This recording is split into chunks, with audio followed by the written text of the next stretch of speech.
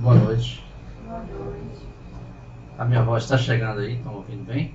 Não, aqui tá hoje. Hoje, felizmente, nós vamos ter aquela tela do além, né? Que vai trazendo as informações de lá para cá, para associar o relato aos acontecimentos que normalmente nós buscamos as imagens e a utilização da ferramenta do slide para a junção dos dois sentimentos. O sentimento da oratória, que nos faz concatenar, e o sentimento visual, que nos faz associar. E esse raciocínio com essa associação deixa no espectador uma retenção da informação. Quando se usa só um ou outro, há uma retenção de informação? Há, mas não é tão boa quanto com essa associação da oratória com a imagem. Isso dado a cada tema, obviamente. Mas quando se trata do Evangelho de Jesus, existe um slide chamado coração. Deixe cada palavra lhe tocar e esse raciocínio vai surgir naturalmente. Eu não tenho dúvida que, do jeito deles, a espiritualidade da casa vai transmitir o raciocínio ideal para cada um que estiver conectado e estiver sinceramente interessado no assunto que o capítulo 10 deve propor para todos nós. Lembrando que cada membro que está aqui à frente, para passar alguma informação, ele precisa ir buscar, se debruçar nos estudos, ou seja, a primeira lição é para ele. E que as orelhas mais próximas da boca são as dele. Então essa lição é mais para quem está aqui na frente do que para quem está nos ouvindo. Mas sempre aprendemos juntos, estamos no mesmo barco, dentro de uma mesma nuvem de energia, buscando a edificação em condição de espírito.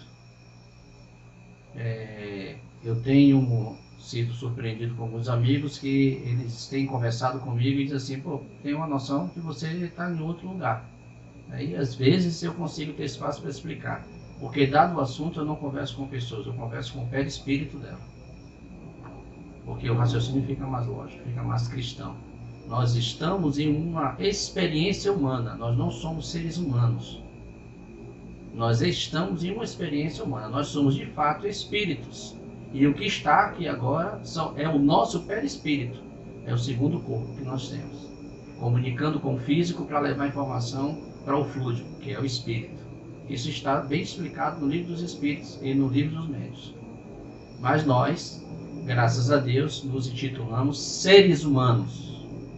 Nós somos seres espirituais. Somos fonte de uma mesma energia. E neste momento, passando por uma experiência no corpo de um homem ou de uma mulher. Lá na frente, esse corpo vai ficando mais suave, até passarmos numa condição onde não haverá mais a necessidade da reencarnação. Só se por missão, por desejo ou por uma outra condição que Jesus venha arbitrar. Bom, o assunto de hoje é do capítulo 26, item 10, que se fala sobre o comércio da fé. E é um assunto extremamente delicado para se comentar, porque difícil se comenta sobre esse assunto sem o julgamento, sem apontar o dedo. E toda vez que nós apontamos o dedo para uma direção, tem 3 apontando para a gente. Então, o cuidado com o comentário, o cuidado com a explicação, o cuidado com os exemplos, ele deve estar sempre levando em consideração a prática do não julgamento. Porque na condição que nós vivemos, isso é normal. É normal nós fazermos comparações, é normal nós termos alguma referência aqui humana. O ideal é elegermos como única referência Jesus. E sempre que tivermos que tomar um passo, principalmente os mais importantes, perguntar o que Jesus faria se estivesse no meu lugar? Como é que ele iria agir diante dessa situação? Mas nem sempre há possibilidade. A circunstância às vezes não nos permite. E aí nós caímos nas vacilações. E assim é com a religião há muito e muito tempo. E quando eu falo religião, não falo religiosidade, eu falo da instituição criada pelo homem. A instituição que o homem cria vem com os vícios que é inerente a ele, à cultura dele, aos valores dele, ao ambiente que ele vive. Então ele traz todo esse legado de experiência, de hábitos, de costumes e termina contaminando aquele ambiente que deveria ser só cristão. Às vezes rotulando, defendendo com fanatismo, defendendo com muito fervor, esquecendo da humildade, esquecendo do principal, da piedade para com seus irmãos. E Jesus disse assim: restituí a saúde aos doentes, ressuscitai os mortos, curai os leprosos, expulsai os demônios, dai gratuitamente o que gratuitamente haveis recebido. Está lá no São Mateus, capítulo 10, versículo 8. Recebido, ou seja, já encarnamos com essa maravilha chamada mediunidade, capacidade de restituir a saúde dos doentes, a capacidade de ressuscitar, de curar. E aí nós vamos começar a entender o porquê isso não acontece instantaneamente. O porquê eu estou cuidando agora de um irmãozinho nosso, acompanhando ele numa fase onde a perninha dele está inchada, e tenho aplicado algumas sessões de passe nele. E às vezes eu fico assim pensando, pô, está mais inchado do que ontem. Será que eu estou fazendo bem ou estou fazendo mal? Porque você deseja que aquele inchaço reduza depois que você faça aquele trabalho, né? Mas eu quero, porque eu quero restituir a saúde dele, ou porque eu quero ficar famoso como médico. E às vezes nós temos um segundo desejo e não percebemos. Que é mais importante para a gente que o paciente perceba que fui eu, o impor da minha mão, que levou a cura, okay? Do que o mérito dele. E aí a espiritualidade, pelo menos aos olhos daquele vaidoso como eu, faz o quê? Nega o processo de cura para que ele não perceba, para que ele não fique envaidecido e assim não caia em tentação. Enquanto internamente aquele ser que está recebendo o lenitivo está percebendo que a cura está acontecendo. Nessa simples comparação que eu fiz, não há um comércio de fé? Vocês entenderam o processo simples, a coisa? Eu vou ajudar alguém e na hora do ato de ajudar estou mais preocupado em levar o mérito, em que ele perceba que ele melhorou depois que ele me conheceu, para que eu fique famoso ali na esquina. Não, está passando o Francisco lá da Bahia, que ele tem a capacidade de cura. E eu fico famoso. Porque eu sou um médium de cura. E aquela vaidade me toma, e eu começo a virar uma autoridade, ao invés de prestar o serviço de Jesus com humildade, sigeleza, discrição, eu estou vestindo mais branco para ficar mais luz do que sou. Então esse é o primeiro raciocínio da noite. Nós nascemos sim com todas essas capacidades, todas essas faculdades que Deus nos deu, não foi Jesus. Deus nos deu. E por que eu não consigo usar? A fé. Grão de mostarda. Menor ainda. A fé é pequenininha. Se fé tivéssemos de verdade, como nós um dia teremos, a humildade, a discrição, a capacidade de ser simples, a capacidade de altruísmo, a caridade de fato, a piedade, vai falar mais alto do que qualquer outro sentimento dentro de você. Mas enquanto isso não acontecer, a sua vaidade, o seu orgulho, o seu ego vai falar mais alto, mesmo sem você abrir a boca. E ali há um comércio da fé. E ele continua nos ensinando sobre isso. Na imagem aqui, iria aparecer para vocês a aurora boreal. Quem conhece a aurora boreal aqui? Pelo menos por foto. Espero que todos tenham ido lá no Alasca ver uma. Maravilhoso, né? A aurora boreal. Conjunto de cores. É mais bonito que o arco-íris, não é verdade? Eu acho. Porque é à noite, aquele conjunto de cores, estrela, tudo misturado ao mesmo tempo.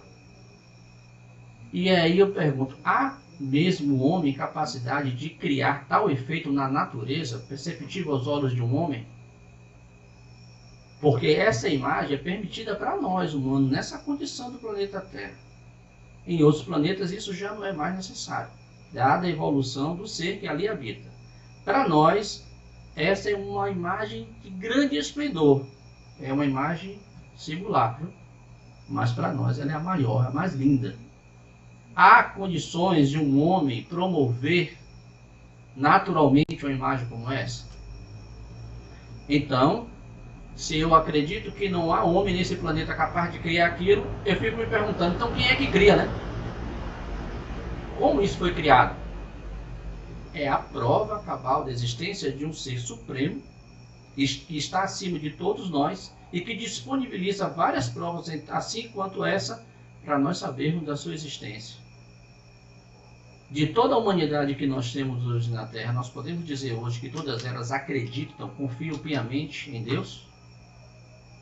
Eu não estou falando de fé ainda não, estou falando só de confiança, de dizer assim, de fato existe, ponto. Quantas e quantas vezes nós duvidamos da existência de Deus no momento de tristeza? Isso não é coisa de Deus não, tá doido. Furei o pneu, aí eu conserto o pneu, vou ali, bato o carro. Quando chego de noite, descobri que o carro que eu bati, o cara está sendo procurado pela justiça. Isso não é coisa de Deus, não. Não é assim? Atribuímos o mal a um ser negativo. Você nem sabia que ele existe. Mas a Deus, nós não atribuímos a misericórdia de ter evitado antes do buraco, ou logo depois do buraco, um precipício. E o acidente com um carro do mesmo porte evitou uma colisão com o trem.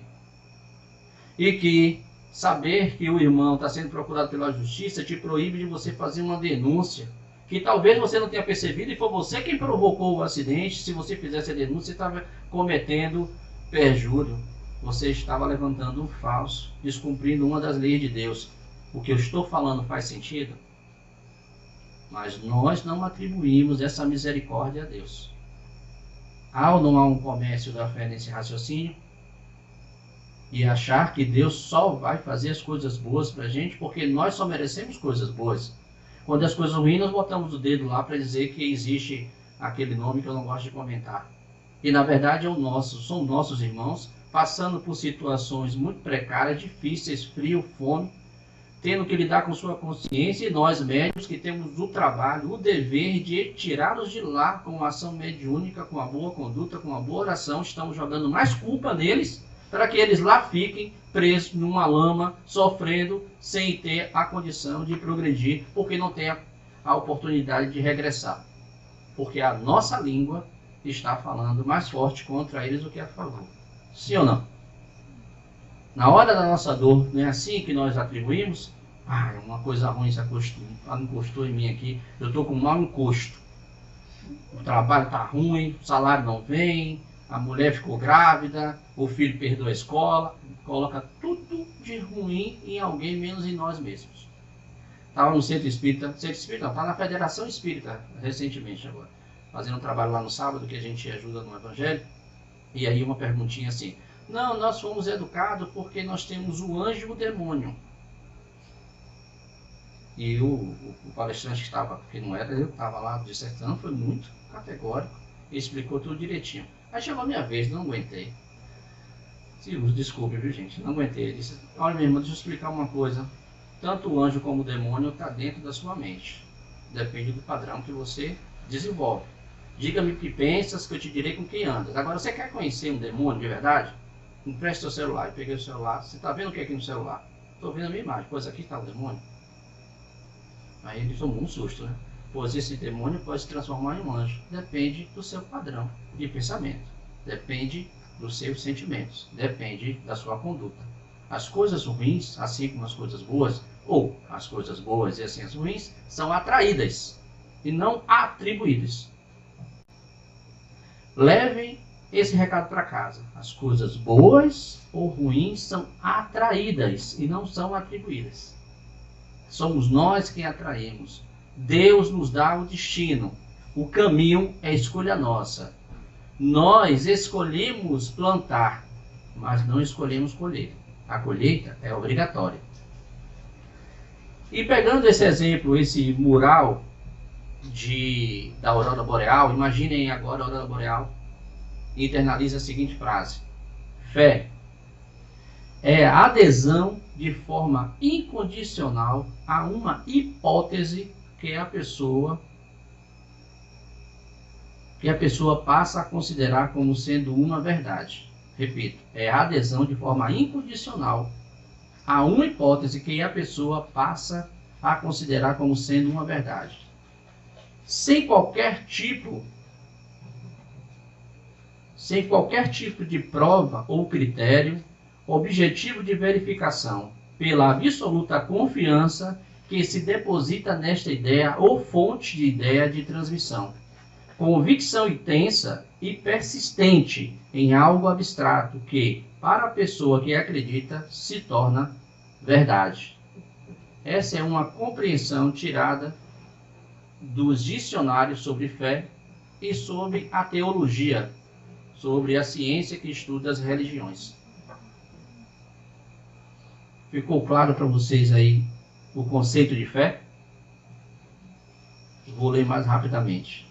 Fé é a adesão de forma incondicional a uma hipótese que a pessoa passa a considerar como sendo uma verdade, sem qualquer tipo de prova ou critério objetivo de verificação, pela absoluta confiança que se deposita nesta ideia ou fonte de transmissão. Convicção intensa e persistente em algo abstrato que, para a pessoa que acredita, se torna verdade.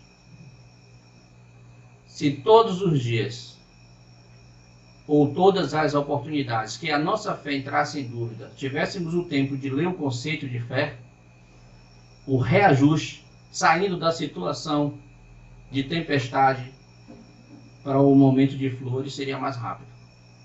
Nós ainda estamos estendendo demais as raivas, os ódios, as insatisfações, o dia de rancor, o dia de momentos ruins, e encurtando demais aquilo que nos torna feliz de verdade. Como, por exemplo, conviver com a família, visitar um amigo, ser um obreiro na sua igreja, na casa espírita, fazer o bem a uma pessoa sem que essa pessoa te procure e você procurar levar esse bem. Tantas outras coisas, ação social, ser voluntário, trabalhar em alguma coisa na sua comunidade, que de fato eleva você, te leva à felicidade absoluta e não essa felicidade superficial que nós construímos com as nossas casas, nossos carros, nossas coleções de miniatura, nosso guarda-roupa cheio de roupa, nossa poupança recheada de dólar e com aquela sensação de que eu tenho uma vida feliz porque eu não vou ficar devendo a ninguém. Tudo bem, amigo, você não quer dever a mim, tá? Tudo bem, ótimo. Obrigado, porque eu também agradeço o pagamento em dia. Mas e a Deus? Quer ficar devendo? A cobrança vem. E eu digo que é para mim. O comércio da fé não começou agora. A história está aí clara para todo mundo dizer. Gostaria que o slide tivesse aqui para vocês verem. Olha, o primeiro ato de comércio de fé foi em 325 através do Concílio de Nicéia. Nessa época se assentaram as bases religiosas e ideológicas da Igreja Católica Apostólica Romana. 325, logo depois de Jesus Cristo, isso começou a acontecer. Eu digo que um pouquinho antes. Mas se nós falarmos um pouquinho de Jesus e logo depois de Jesus, nós vamos levar muito tempo. Vamos partir só daí. Logo depois, durante a Idade Média, ela passou a controlar grande parte, a Igreja Católica, dos territórios feudais, se transformando em importante chave na manutenção das decisões do poder nobiliárquico. Dentro desse ano 325-340. Logo depois surgiu o clero secular. Quem estuda religião sabe o que eu estou falando. O clero secular, ele administrava os bens da igreja e representava as igrejas nas questões políticas. E também surgiu o clero regular, composto pelas ordens religiosas mais voltadas às práticas espirituais e à pregação dos valores cristãos. E em seguida, o quarto ato de comércio de fé foi o monopólio da igreja sobre o mundo letrado. Aquele período onde não se deixava as pessoas lerem, porque elas lendo, elas iriam conhecer mais e conhecendo mais, elas iriam ganhar poder. Inclusive, o nosso Santo Agostinho foi um dos propulsores disso aí. Porque antes de se converter ao cristianismo, ele era um excelente advogado. Era um dos advogados que mais saltava criminoso na época, por causa da retórica dele. por causa da capacidade de oratória de Agostinho, na época, antes de ser cristão. Quando ele recebeu o convite de Jesus para trabalhar por sua igreja, em um momento de grande confusão na sua vida, que ele tinha perdido a pessoa que ele vivia, que na verdade era uma escrava, que foi mãe do filho dele, perdeu o filho dele, ele resolveu viver em reclusão, porque ele começou a controlar toda essa manifestação didática na região onde ele era responsável. E ali existia um comércio da fé. Para que a igreja tivesse poder, os seus súditos não tinham acesso a muitas informações. E por último, quer dizer, não por último, mas o que eu achei mais importante, que foram os franciscanos dominicanos que se misturavam ao povo, procurando demonstrar a vida pobre e sacrificada do Cristo. Este combatia essas ações da Igreja Católica. Naquela época, porque, olha, Santo Agostinho é de 338, ele morreu com 52 anos, 338 a 380, 84. Nós estamos falando 325. 325. Então veja aí que são um período de 50, 80 anos, e aonde as pessoas que estavam com o poder de ler, de entender, de compreender, já faziam uso para benefício do seu caráter, da sua condição social, do seu status. E vamos trazer isso para o momento atual. O que significa dizer isso hoje, Francisco? Significa dizer que médium não é santo. Médium é endividado. Todos vocês que nos procuram por um passe, por um atendimento fraterno, por uma comunicação, por uma psicografia, estão nos fazendo um grande favor. Nós não estamos fazendo nada a vocês. São vocês que estão nos curando. Então nós não podemos chegar aqui na frente e tentar deter nenhum tipo de propriedade ou poder, porque nós lemos o livro dos Espíritos mais de uma vez. Ou porque a nossa condição física recebe informações energizadas e nós percebemos que existe dois corpos etéreos, além do nosso, mais um, que é o comunicante, que provavelmente um mentor, um anjo da guarda, um espírito pedindo ajuda. Nós não podemos dizer que somos melhores aqui, nem deter, nem controlar ninguém, porque nós, olhando para o lado, percebemos que, se vocês não conseguem ver, quem é médium vidente aqui pode me desmentir, a quantidade de espíritos que tem aqui em pé ouvindo o que nós estamos falando, pela necessidade de progredir. E nem por isso faz de mim, ou qualquer um outro vidente, uma autoridade ou superior, muito pelo contrário. Assim como eles lá atrás, Santo Agostinho, os bispos, os padres daquela época, deveriam, assim como os franciscanos, se render à humildade, prestando o serviço sem ter nenhum interesse político, social ou econômico, os médios dessa casa ou de qualquer outra casa espírita devem fazer o mesmo. E quando eu falo médios, eu estou me estendendo à Igreja Católica, estou me estendendo à Igreja Evangélica, estou me estendendo às sinagogas, a todos os outros líderes que têm como missão propagar o Evangelho de Jesus. Esse é o nosso trabalho. Com mais humildade, com mais simplicidade, com abnegação, com uma renúncia dentro do nosso limite, mas o máximo de renúncia possível. E há muito tempo que isso vem sendo debatido, e eu espero que essa oratória seja mais uma que fortaleça para que não venhamos vender direto ou indiretamente o nome de Jesus, achando que isso vai fazer de nós seres melhores. Não é o nome de Jesus comercializado que faz de um cristão melhor. É a sua atitude semelhante a Jesus diante do teu próximo, diante do teu necessitado, aquele que te procura, que você acha que é ele que precisa de você, mas na verdade é você que precisa dele. Essa é a pura verdade, pelo menos na minha visão. No rosto de um médium, quando ele está mediunizando, há uma manifestação de vários tipos de luzes. Amarela, cinza, amarelinho, cinza. Aí ela vai ficando um pouquinho esverdeada até ficar azul cristal. Um azul bem bonitinho. Quanto mais clara for, maior é o nível moral desse médium e melhor é a comunicação dele no mesmo padrão moral que o comunicante. Esta visão é uma da ação divina. Nós já nascemos com ela, precisamos só desenvolvê-la. O livro dos Espíritos, o livro dos Médiuns, ensina com muita simplicidade como isso se desenvolve.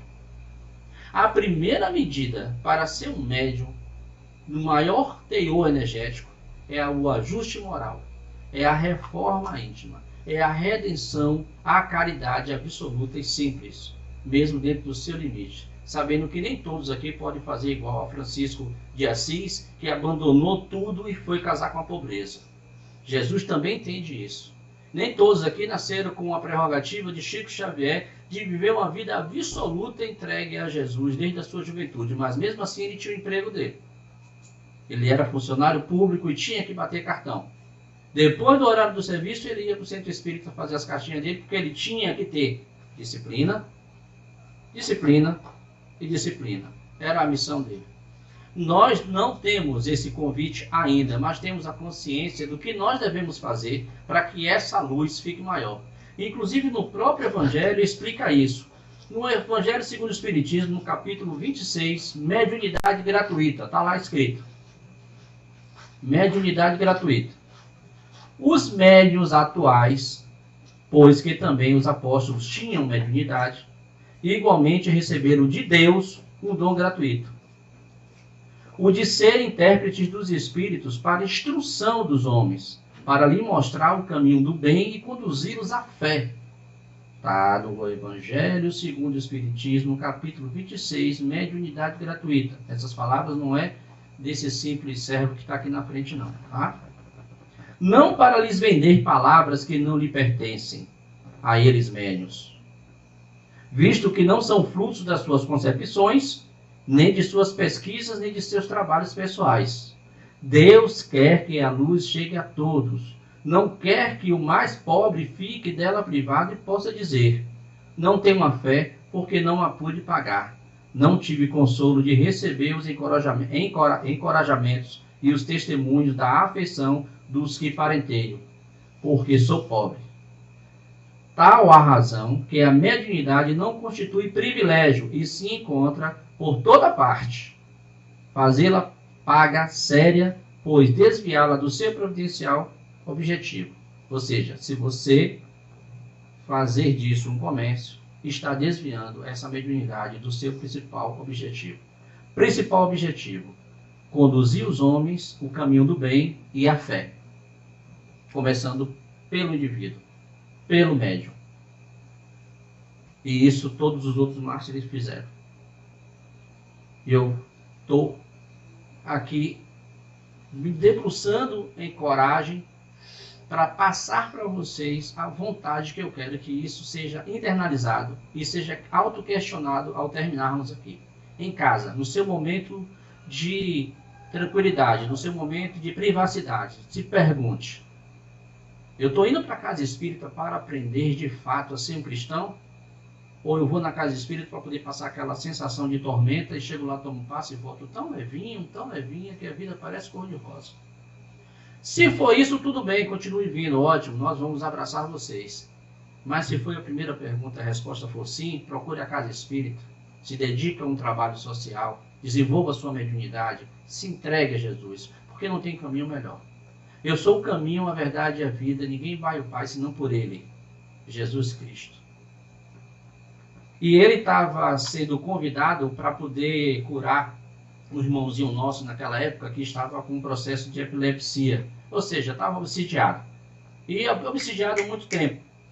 E já tinha sido consultado vários outros apóstolos de Jesus e nenhum deles conseguiu curar. Aí chegou a Jesus, o pai e o filho agonizando, soltando um monte de espuma pela boca. Jesus, primeira coisa que Jesus faz, e que a maioria aqui tem nojo, acho que eu também, é passar a mão na boca da pessoa e tirar aquela saliva, aquela espuma e limpar o rosto da pessoa, deixar o rosto bem claro. E olhou para os demônios: saia daqui, com uma ordem. E os demônios, demônios, nome da época, no caso nossos irmãos, que estão passando por dificuldade, foram convidados por esse ser na época para participar daquele jantar, daquela noite de sono, daquele caminhar, daquelas brincadeiras, daquelas frivolidades, e ele não percebia, coitado, não tinha conhecimento mediúnico para isso, e o convidou e foi obsidiado por muito tempo. E Jesus pediu: vão embora. Vocês eu trato depois, eu quero só tratar o daqui. E aí os apóstolos perguntam a ele, segundo o Evangelho, está lá no capítulo 19, item 1 a 5. Por que não podemos nós outros expulsar esses demônios? Responde-lhe Jesus: por causa da vossa incredulidade. Pois em verdade vos digo, se tiveres a fé do tamanho de um grão de mostarda, direis a esta montanha: transporta-te daí para ali, e ela se transportaria, e nada vos seria impossível. Mateus capítulo 17, versículo 14 a 20. Ficar falando capítulo Mateus, João, parece até que eu sou pastor. Gente, se lá atrás, há 2019 anos, vamos botar 2019 anos não, menos 33, alguma coisinha aí, 2010, 2008 anos mais ou menos. Jesus já nos ensinou o caminho. Há quantos anos, há quantos dias, há quantas décadas esse evangelho está sendo debatido entre nós, a humanidade, gente? E eu vos pergunto, qual de nós podemos afirmar que um grupo grande de pessoas estão seguindo os ensinamentos que Jesus nos deu na prática? Sair aqui um grupo de médicos, entrar numa casa com fé e dizer assim: eu vou agora curar aquela gastrite, tirar aquela dor de cabeça, aquela dor na coluna, como o Dr. Fritz faz aqui na Casa da Caridade, aqui na minha Messejana. E lá tem escrito: deixe aqui as suas dores. Quantos de nós estamos dispostos a curar dessa forma? Porque se estivermos dispostos a curar, nós vamos ter que aprender logo o que é de fato fé e trabalhar ela sem nenhuma pretensão, sem querer nada em troca, porque senão nós estamos comercializando essa fé. Sem pedir assim: Jesus, olha, eu vou fazer isso, tá? Porque eu quero ser salvo. Não. O mérito e o julgamento das nossas vidas cabe a Deus, não a nós. Entreguemos a Deus se nós vamos ter ou não mérito. O importante é a intenção somada à ação. Tudo que pensamos, vamos sentir e vamos fazer. Se o ato tiver em concomitância com o que se fala, tudo bem. Mas se tiver discrepância, há hipocrisia entre uma lacuna e outra. E aí nós perdemos todo um trabalho. Naquela época já existiam vários tipos de médios. Os druidas eram médios, aí veio aqueles magos, vieram as bolas de cristais, vieram o pessoal, os índios, o pessoal lá na África que tem aqueles líderes religiosos, né? Tem os pais de santos, as mães de santos, enfim. Teve agora o nosso irmão João de Deus, né? Que virou o mártir da história aí dentro do ambiente espiritualista, independente de rótulo, ele fez um trabalho e infelizmente foi pego pelo próprio pensamento. Ou seja, dessa época para cá, vários outros líderes, Edir Macedo, por exemplo, vários outros padres, todos médios de maior nível de responsabilidade e menor nível de teor moral. Jesus dá a responsabilidade e fala: tu vai cuidar da Igreja Católica, vai lá. Tu vai cuidar do Centro Espírita, vai lá. Tu vai cuidar da tribo, vai lá. Você vai cuidar para buscar os amores. Está escrito assim: traga o teu amor em 7 dias. Não é assim que as cartomantes fazem? Ela poderia fazer aquilo, Francisco? Poderia, se falasse a verdade e não cobrasse. Ela tem o poder de trazer meu amor de volta, tem, te ensinando a pensar nele, amar, tratar ele de uma forma adequada. Você iria voltar para casa e ia conquistar o seu amor, não só esse, como tantos outros que você quisesse. Mas coloca o misticismo por trás, a praga do vício, a praga do rancor, do orgulho, coloca a condição de Jesus em um pedaço de papel pintado com um número, aí não vai conseguir nunca. Coloca Jesus numa Bíblia suada, debaixo do braço dele, no ponto de ônibus, gritando. Coloca Jesus dentro de uma casa espírita, quando você vai dar boa noite ao médium, ele quase que não responde para você. Aí fala assim: meu pai José mandou lhe dizer. É assim que Jesus ensinou o médium a trabalhar na casa espírita? Não, vamos lá em casa que eu vou falar com meu pai José. Eu só conheço um pai. fora o da carne, que eu tenho uma associação social por causa da minha certidão de nascimento, e o sangue, eu só conheço um pai, que se chama Deus. Todos os outros são meus irmãos. E nós não lemos o Evangelho dessa forma, o livro dos Espíritos dessa forma, com esse ponto de vista. E estamos comercializando a fé sem perceber. Porque o orgulho está falando mais alto. A capacidade de ser superior ao que Deus nos deu, orientado por Jesus, questionando o próprio Jesus sem perceber. Aí quer acusar a cartomante que está cobrando, o pai de santo que está cobrando, a igreja que está cobrando. Não pode. Quer acusar o deputado? Não pode. Tem que olhar para si primeiro. Tem que tirar a trave dos seus olhos para evitar que esses males aconteçam. E ele diz assim, ó, as consequências pelo uso, as consequências, eu não falei os méritos, consequências pelo uso adequado da sua mediunidade no propagar da fé. 1.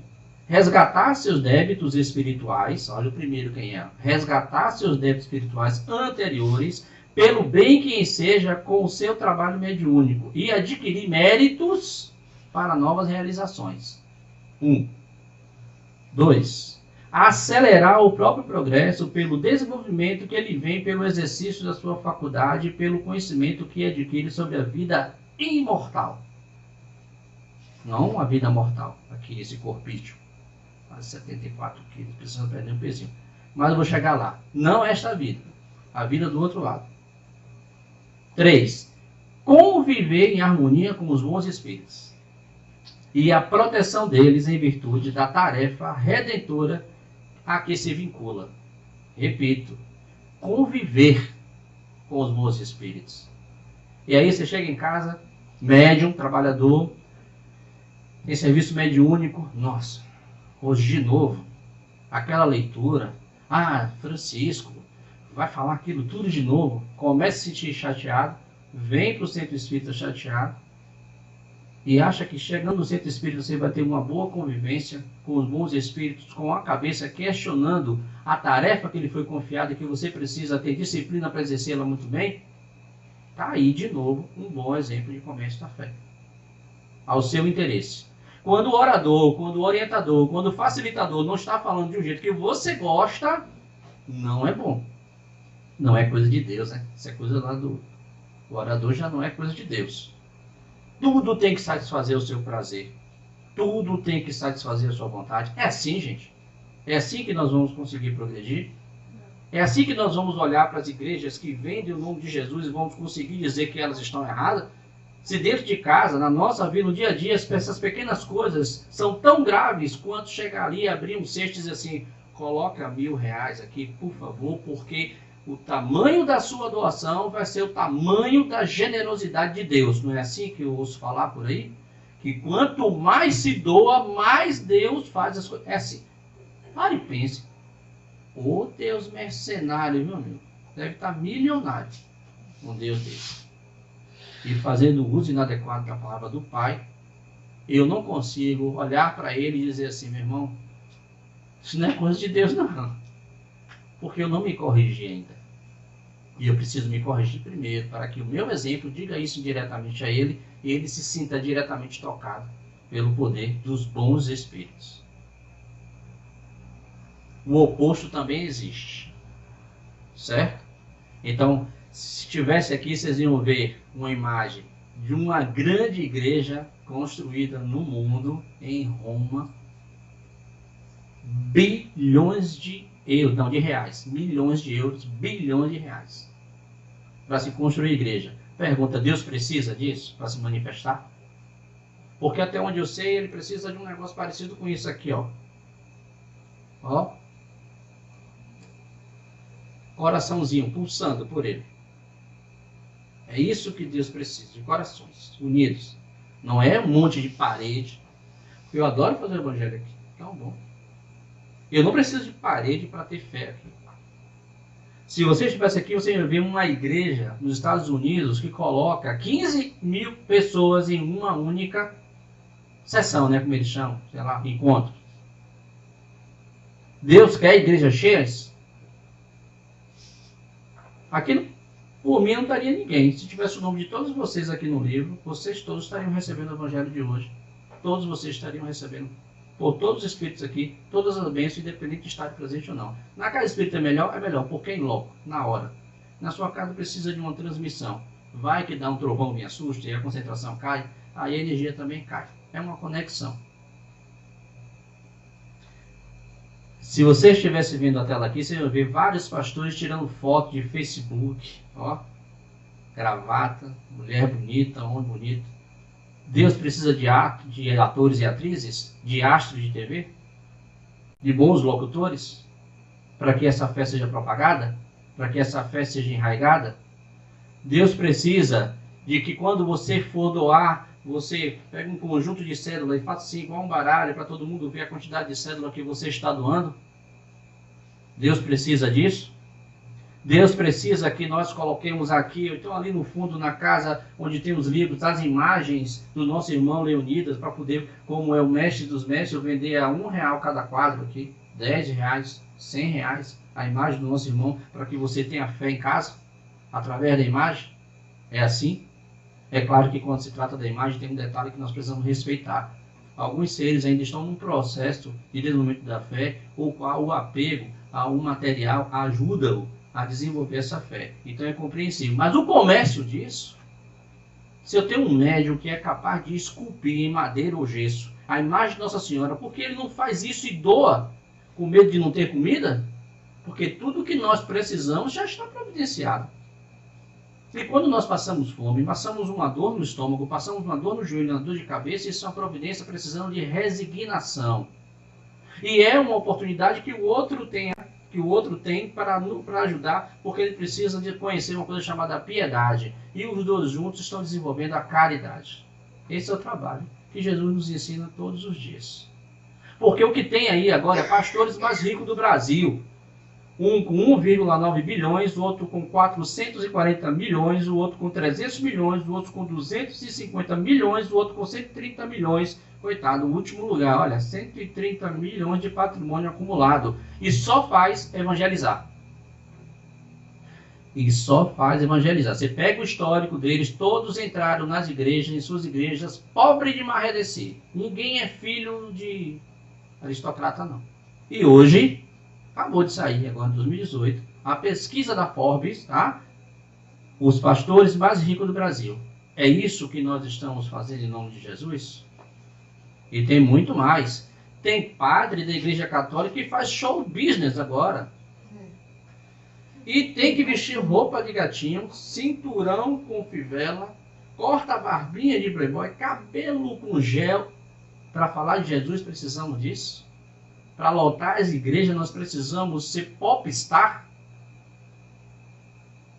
Eu não acredito. Ainda tem hoje os centros de urbanas que têm uma característica maravilhosa, um papel extremamente importante nas nossas vidas, nas vidas da humanidade, que chega aqui na frente desse muro, começa a pintar um monte de imagem, bota um monte de coisa, pedaço disso, chifre daquilo, para chamar a atenção da população, para dizer que ali tem um trabalho espiritualista. Foi isso que Jesus ensinou? Não acredito. Nós pegamos hoje aqui no movimento espírita um monte de ingressos sendo vendidos.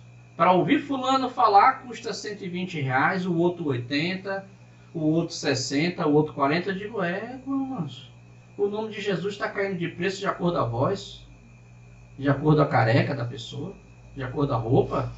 Não é o mesmo evangelho não que está se tratando? Por que uns custam tão caro e outros custam tão barato? A palavra de Jesus sempre foi dada. Eu, particularmente, não paguei, não pagarei para ouvir nenhum missionário, nenhum irmão dissertar sobre o Evangelho.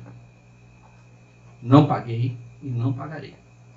Porque, na minha opinião, dar de graça, o que de graça é isso. Francisco, ele tem que pagar a hospedagem, pague do bolso. Ele tem que pagar o transporte, pague do bolso. Ele tem que se deslocar, que vá a pé. Ou, se eu for generoso, eu vou com o meu carro e vou lá e dou essa caridade, faço esse trabalho, porque a mim é o dever de ajudá-lo. Mas nunca usar o Evangelho para poder cobrar ingresso com a desculpa de que está pagando ao cinema. Não, porque tive que alugar o cinema. Você quer botar 1.000, 10.000, 20.000 pessoas? Coloca na rua. Porque o maior templo de Jesus é o coração da gente. Coloca na rua. E nós estamos fazendo isso. Quando não, colocam aqui, ó, um cartaz aqui, bem grande aqui. Direto da Bahia, Francisco Lima, falando sobre o Evangelho Espírita. Aí bota a minha imagem lá, com data marcada e hora. Estou botando dizendo assim, ó, ingressos esgotados, por favor. Comigo não. Comigo não. Quem sou eu? Quem sou eu? Quem é essa imagem aqui para poder se aproximar de uma referência de Jesus? E nós estamos fazendo isso. A Federação Espírita está permitindo isso acontecer. E eu não estou pedindo segredo. A Federação Espírita do Ceará está permitindo que isso aconteça. Isso é uma crítica? Não, isso é uma constatação. As evangélicas, as católicas, os centros de umbandas, e todos nós estamos deixando de prestar atenção ao nosso dever, humilde e discreto. Quando orai, orai em silêncio, na intimidade do teu quarto. Quando des com a mão direita, esconde a esquerda. Quando eu te fizer algo que lhe beneficie, guarde para ti, não fale para ninguém. Foi isso que Jesus nos ensinou. E nós estamos com o Evangelho de Jesus na mão. Por que nós vamos fazer do nosso jeito? Aí tem que botar assim, Francisco Lima, orador espírita, formado em não sei o que, pós-graduado, pós-doutor. Não. Isso é comércio de fé. Isso é vender o nome de Jesus. Francisco de Assis, Madre Teresa de Calcutá, Bezerra de Menezes, Irmã Dulce, Chico Xavier, Joana de Ângeles, o nosso irmão Santo Agostinho, que depois que se rendeu a Jesus, virou o mártir, é um dos que mais trabalha na espiritualidade por todos nós. Nossa irmã Meimei, o nosso irmão Paulo de Tarso, a nossa irmã Cora Coralina, o nosso irmão André Luiz, que depois que desencarnou, despertou para a realidade da verdadeira vida, trabalha por nós até hoje. Ivone de Pereira, aqui é Manuel Filomeno de Miranda, um excelente escritor sobre como fazer mediunidade com qualidade. É todo o material dele. Nossa irmã Sheila, nosso irmão Emmanuel, nossa irmã, qual é o nome dela lá de Minas Gerais, que eu esqueço, Corina Novelino, que foi descoberta pelo nosso irmão Eurípides Barçanufo, lá em Minas Gerais, para fazer a caridade. E ela acolhia as pessoas na rua, botava na sua casa, e um dia ela tinha o maior movimento de acolhimento da cidade. Foi a salvação da cidade natal de Eurípides, tá certo? E a Nossa Senhora que trouxe Jesus para cá. Vocês já ouviram falar que essas pessoas fizeram o trabalho, quando encarnadas, de Jesus, buscando notoriedade? Por favor, levanta a mão e me diga. Porque Santo Agostinho foi para a última cidade que ninguém queria ir. Ele foi, se recolheu lá, até morrer, quando foi invadida, a cidade foi invadida por uns saltimbancos, vamos assim dizer, por pessoas, eram os bárbaros da época. Faleceu defendendo os muros da Igreja Católica. E mesmo antes de se entregar, ele salvou quase todos os moradores daquela colônia, abrindo mão da sua posição de bispo e dando a vaga para mais de 10 pessoas subirem no navio. Então peguemos esses exemplos, porque se nós quisermos seguir Jesus de verdade e não ter nenhuma atitude de comércio da fé, nós precisamos entender o significado da renúncia. Esses seres não tiveram homens, mulheres, mulheres seus homens, não tiveram a vaidade de uma balada, não tiveram Wi-Fi, não tiveram livros de outras histórias, só estudavam o Evangelho, só viviam o Evangelho, só pregavam o Evangelho. Caridade, caridade, caridade. Fé, amor, esperança, caridade. Esse é o caminho, o exemplo está aí. Eles doaram a vida deles para nos mostrar como fazer. Eles doaram a vida deles para nos mostrar, para ser o exemplo. E nós precisamos escolher segui-los ou não. Porque Porque todos eles eram representantes legítimos de Jesus Cristo. Todos eles. E todos eles entenderam o significado da seguinte passagem que está no Evangelho. Quando saíam de Betânia, ele teve fome. E vendo ao longe uma figueira, para ela encaminhou-se, a ver se acharia alguma coisa. Tendo-se, porém, aproximado, só achou folhas, visto não ser tempo de figos. Então disse Jesus à figueira: que ninguém coma de ti fruto algum. O que simboliza isso? Também todos aqueles que, tendo meios de ser úteis, não são. Todas as utopias, todos os sistemas ocos, todas as doutrinas carentes de bases sólidas, significa a figueira sem figos. O que as mais das vezes falta é a verdadeira fé, a fé produtiva, a fé que abala as fibras do coração, a fé numa palavra que transporta montanhas. Fé, esperança e caridade. É isso que Jesus espera da gente. E eu espero de coração, com muita sinceridade, ter ouvido tudo que eu disse, internalizado tudo, e que vocês alguma coisa. Porque eu tenho mais dever do que vocês, no meu ponto de vista. Dever de representar Jesus com mais sinceridade, com mais honradez, com mais postura, com uma conduta reta, procurando fazer o bem às pessoas, de detrimento a qualquer necessidade minha, sem ter que ficar vendendo a aparência ou o título de médium para poder me sobrepor àquilo que ninguém vai conseguir sobrepor, que é o amor do Cristo. Muito obrigado, que assim seja.